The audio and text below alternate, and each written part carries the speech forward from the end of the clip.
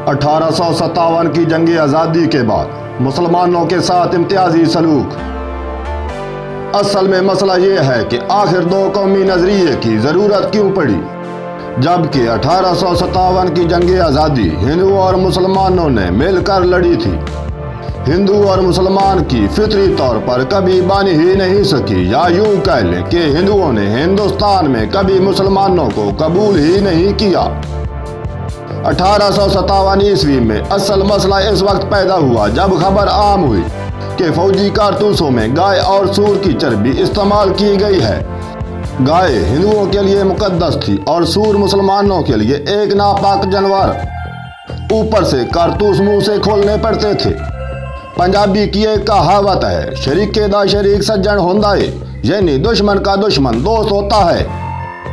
यही बात थी जिसने हिंदुओं और मुसलमानों को मुतफिका तौर पर एक जगह इकट्ठा करके अंग्रेज के मुकाबले में ला खड़ा किया।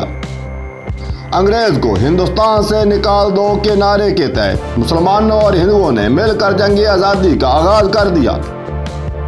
लेकिन कुछ नायल की आदत और कुछ अपनों की गद्दारी ने काम दिखाया और जंग आज़ादी नाकाम हो गई।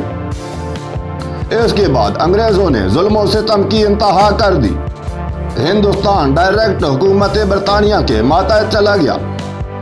जंग आज़ादी की नाकामी के बाद हिंदू अंग्रेज के करीब हो गए और उनकी मुसलमानों से रवायती नफरत ने काम दिखाना शुरू कर दिया।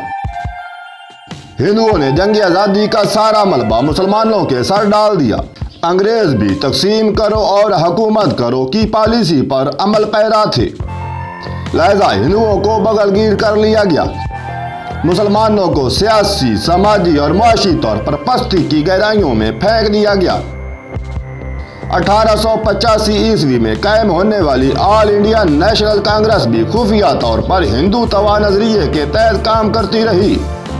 बिल्कुल ऐसे ही बहुत से अवामिल के बाद 1906 ईस्वी में मुस्लिम लीग वजूद में आई, जिसका मकसद मुसलमानों के हकूक का दिफा करना था। मुस्लिम लीग के क़याम के बाद कांग्रेस की हिंदू तवा सोच मजीद खुलकर सामने आ गई, जिसकी वजह से दो कौमी नजरिए का वजूद अमल में आया। इसी नजरिए के तहत बिल आखिर 14 अगस्त 1947 को पाकिस्तान का हिंदुस्तान में इस्लामी रियासत के तौर पर क़याम अमल में आया। इसके साथ ही इजाज़त दीजिए, वस्सलाम।